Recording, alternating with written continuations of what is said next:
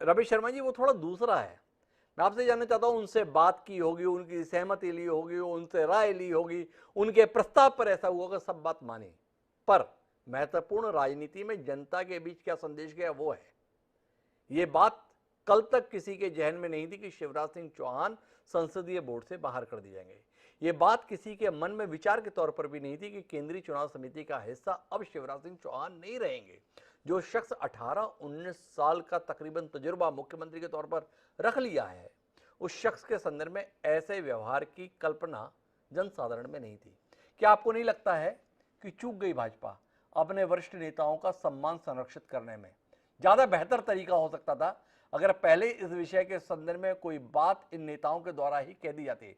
नितिन गडकरी अगर बोल दिए होते कि मैं अब संसदीय बोर्ड में नहीं रहना चाहता, शिवराज सिंह चौहान से कहलवा दिया गया होता कि अब मैं मध्य प्रदेश के मुख्यमंत्री के तौर पर ही ज्यादा ध्यान केंद्रित करना चाहता हूं, ज्यादा गरिमापूर्ण हो सकता था। इसके संदर्भ में कोई टिप्पणी आपकी?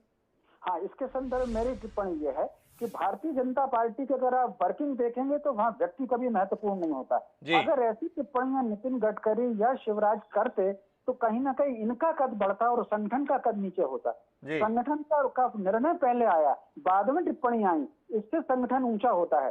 संगठन का आप अगर देखें तो मध्य प्रदेश में या गुजरात, महाराष्ट्र में भी देखें, मुख्यमंत्री रहे हैं कैलाश जोशी और बाबूलाल गौर, लेकिन अगर संगठन ने कहा है तो वो कैबिनेट मिनिस्टर के रूप में दाखिल हुए हैं।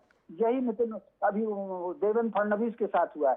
तो भाजपा की वर्किंग बहुत अलग है। और हिमांशु जी, 1 महीने पहले से ये बात लगभग तय हो रही थी कि संसदीय बोर्ड का पुनर्गठन होगा। मीडिया में चर्चा में भी आ गया था। तो कुल मिलाकर के 1 महीने पहले से सब लोग जानते थे कि पुनर्गठन होना है और पुनर्गठन बिल्कुल नए सिरे से होगा। ठीक उसी प्रकार अगले लोकसभा चुनाव में, अगले विधानसभा चुनाव में जो टिकट की रणनीति बनेगी वो भी बिल्कुल नई रणनीति होगी। अगर लोगों को सूचना नहीं है और उसकी जानकारी नहीं है तो उसके लिए मैं कुछ नहीं कर सकता। तो उसके लिए रमेश जी कुछ नहीं कर सकते। लेकिन रमेश शर्मा जी का कहना है कि इस घोषणा से पार्टी का कद बढ़ा है, संगठन का कद बढ़ा है। लेकिन मेरा सवाल रमेश जी से यह था कि क्या इन नेताओं का कद घटा नहीं दिया गया? प्रेम कुमार जी, आपकी प्रतिक्रिया। जी जी जी हाँ, देखिए हिमांशु जी, पार्टी में व्यक्ति महत्वपूर्ण है ये बात कह रहे हैं हमारे रमेश शर्मा जी। लेकिन ये बात हम सही मानते हुए भी ये कहेंगे कि देखिए, जब येदियुरप्पा जी महत्वपूर्ण हो गए पार्टी में, जब मुख्यमंत्री नहीं रह सकते लेकिन इस महत्वपूर्ण भूमिका के लिए रहते, और सत्यनारायण जटिया जी जो कि लगभग हाशिए पर थे, उनको कोई पार्टी में व्यक्ति कोई महत्वपूर्ण है जो उनको लाना चाहता है वहां, और उनकी मंशा के हिसाब से वो आ जाती। बात है कि रणनीति की बात अगर हम करें तो रण किनके खिलाफ है? क्या पार्टी के भीतर भी कोई रण है जिसके तहत नितिन गडकरी को हटा दिया जाता है या शिवराज सिंह की पारी को खत्म मान लिया जाता है सेंट्रल पॉलिटिक्स में? तो ये रण भी है। एक रण तो विपक्षी दलों का है, उनसे लड़ना है, सत्ता में आना है, और एक रण भीतर भी है कि एक वर्चस्व जो है लीडरशिप का कैसे बना रह सकेगा, वो उसकी झलक इसमें दिखती है। और आप कह रहे हैं तो ये लेकिन ये बात बीजेपी के भीतर नेताओं में बेचैनी पैदा करेगी, तब उसका महत्व होगा।